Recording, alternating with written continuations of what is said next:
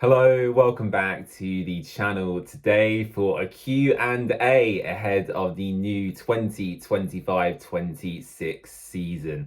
I asked you across all social media platforms to submit your questions, so let's dive straight into the first. Mark asked, why did we sack Tom Cleverley? To be honest, Mark, I still don't know to this day. Now, the justification the club gave clearly was that Tom was not experienced enough to lead such a young and talented squad. Those were the words they used. And the justification for Paulo's appointment was that he's achieved promotion not only in one league, but in various leagues around the world. So from that perspective, you can see the justification. Although for me, I was a massive Tom fan, I had that connection to him. And if we're constantly dismissing managers, it's becoming very boring over time. So for me, why did we sack Tom? I'm still not sure. Obviously, the post-Christmas form for Gino would have played a massive role. He said he didn't want that to continue into next season, which is a fair point we have to raise.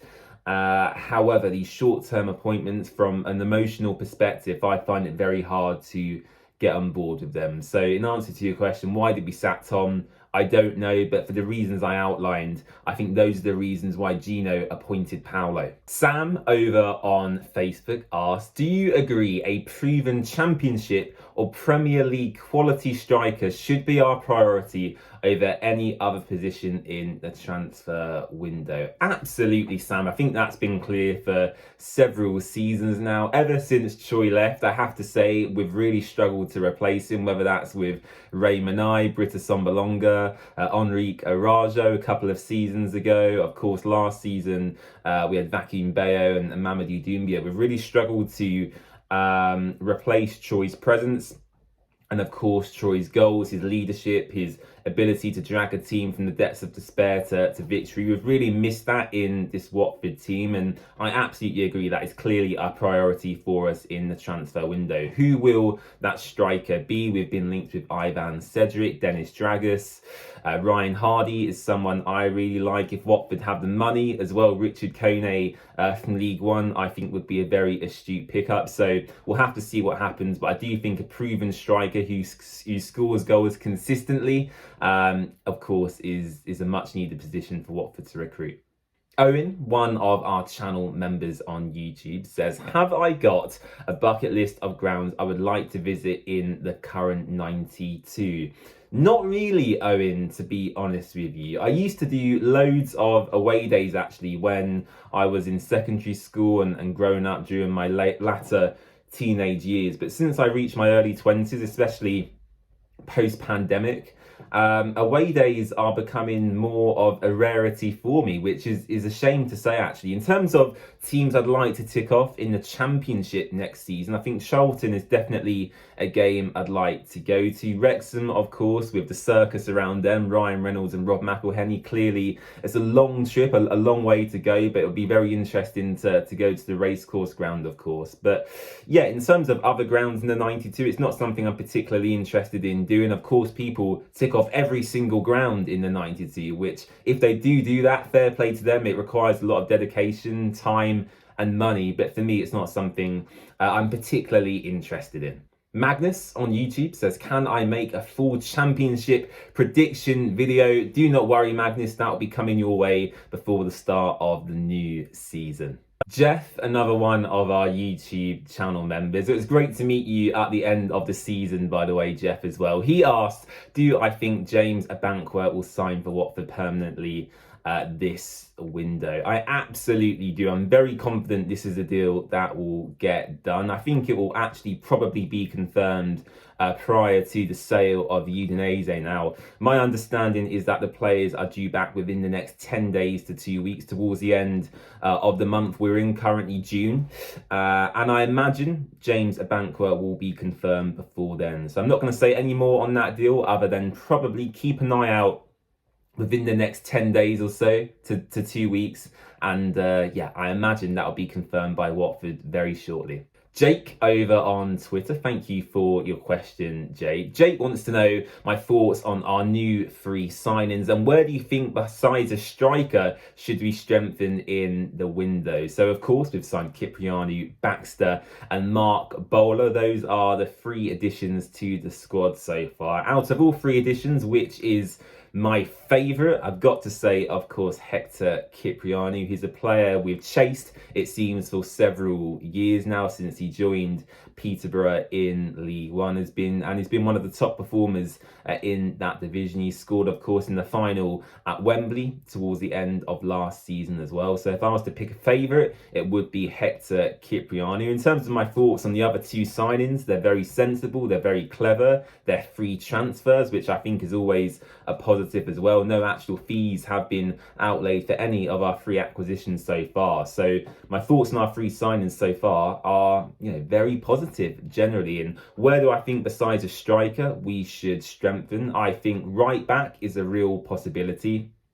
I'm inclined to think now that we probably won't retain João Ferreira.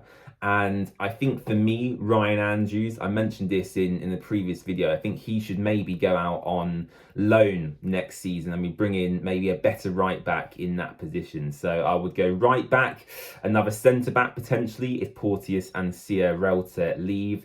And also a right winger as well, I think is needed because we saw the void that was there when Kwadwo Bar was unavailable. So a right winger definitely is needed as well. Paul, why do we never have a abroad pre-season tour? Great question, Paul. Something for fans to get excited about other than Wimbledon, Stevenage and Boreham Wood. Now, from the club's perspective, I don't think they could care less where they hold their pre-season. I think they're quite happy playing, as you say, the likes of Boreham Wood, Stevenage and Wimbledon. For them, it's more of a tactical exercise. It's to get the players back up to speed after their summer break. But of course, from a fan's perspective, I personally would love to go somewhere like Croatia, Germany, Spain, France, Austria, anywhere really to watch Watford abroad. Of course, being the club we are, we don't have the luxury as yet. It could happen in the future, of course, but at the moment, we don't have the luxury of watching Watford in European competition. So the only way we would watch Watford in Europe is via a pre-season tour. So if anyone from the club is watching, which I imagine they are, next year maybe get a cheeky trip over to Germany or Croatia arranged, because that would be very exciting for us fans to go and watch Watford in a new country.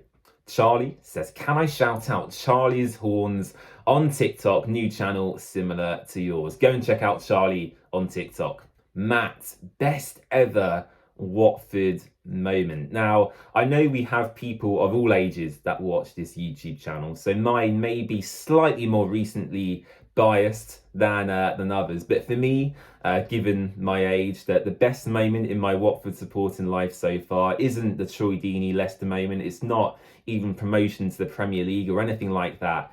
It's the FA Cup final, or arguably the FA Cup semi-final victory. I think them 2 games as a whole, the experience of watching my team in a major cup final is something I will never forget. What I do want to forget, though, is the score on that final. Manchester City obviously tore Watford apart that day, but the experience itself, was magical. I mean, I can remember personally every moment, very clearly in my mind. It was such a great day, and even after the final, all the Watford fans in the train back to Watford Junction were all in great spirits. So for me, it's the FA Cup final. But I'm sure if you're of an older generation, it may be a different moment for you. Maybe even the FA Cup final against Everton way before I was born. But for me, the final against Man City and the victory against Wolves were unbelievable to witness. Alec, what are my expectations for next season? So, interesting question actually, because if Tom Cleverley was still the manager, my expectations would probably be reduced compared to what they are now. But the club and their statements since Paolo was appointed clearly outline their ambitions, at the very least, to achieve playoffs. And it clearly says to me that they are really vying for promotion back to the Premier League next season. And therefore, because of the statements Joan Luca and Gino have issued, my expectations have, of course, readjusted accordingly to what they've stated. So, if Gino wants to target Premier League promotion next season, which is clearly outlined, that is now what I'm going to judge this team on. The form, the performances, the player acquisitions, that is now what I am judging the club on. So my expectations, if Tom was here, would probably be to finish again in a very good position and challenge for the playoffs. But with Gino, he's clearly going for promotion. So, as I said, that is now what I will judge the club on next season. Watford Rob, hello, thank you for your question. You asked, is the stadium move still something that is on the cards?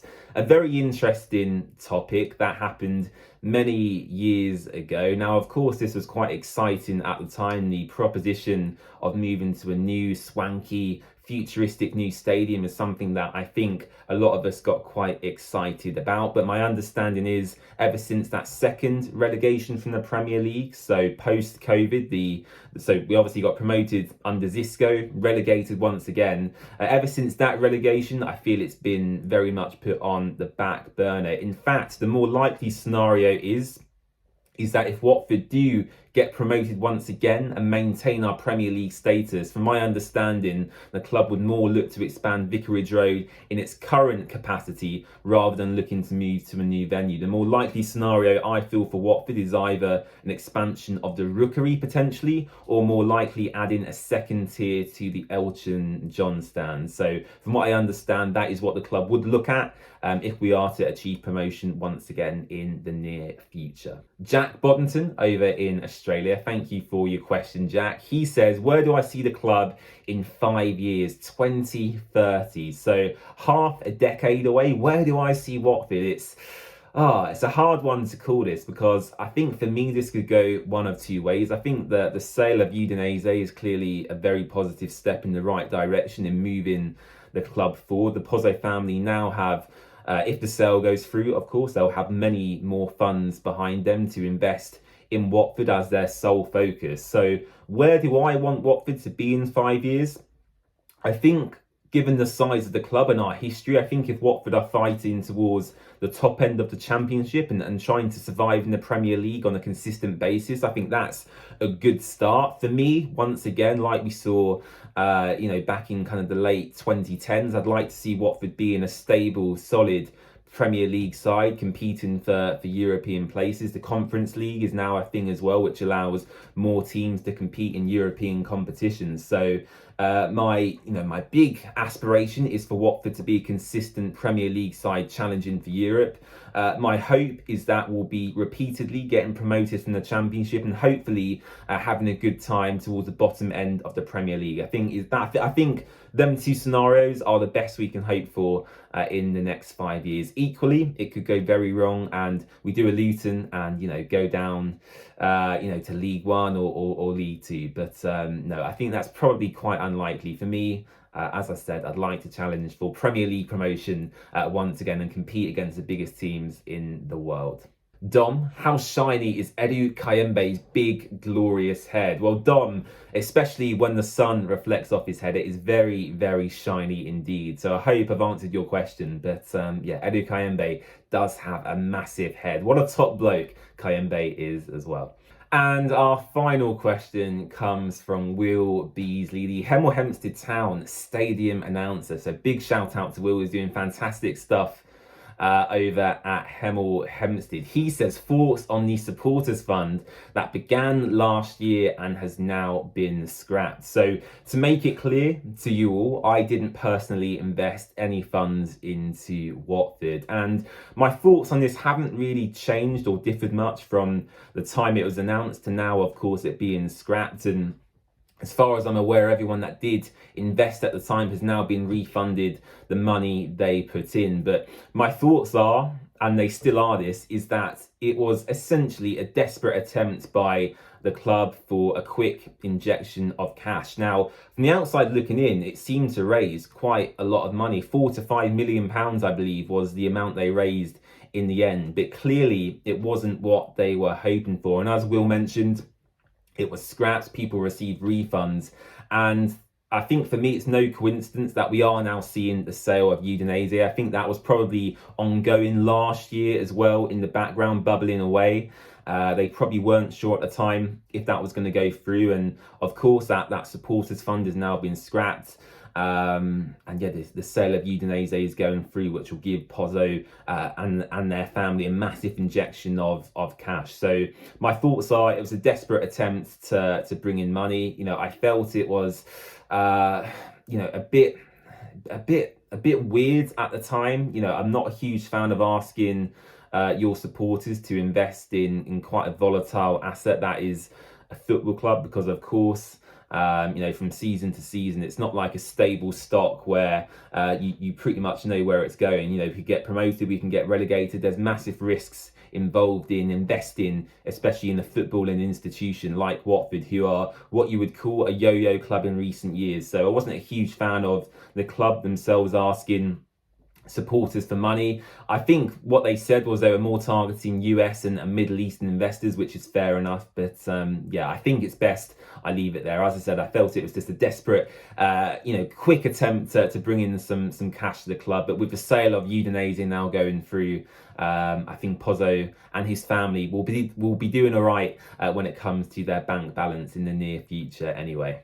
All right, that is all of the questions for today. We had over 50 submitted, so apologies if I couldn't get to yours, but I hope I've answered as many good and unique questions as possible. Let me know your thoughts to my answers in the comments section down below, and I'll catch you for another video very soon.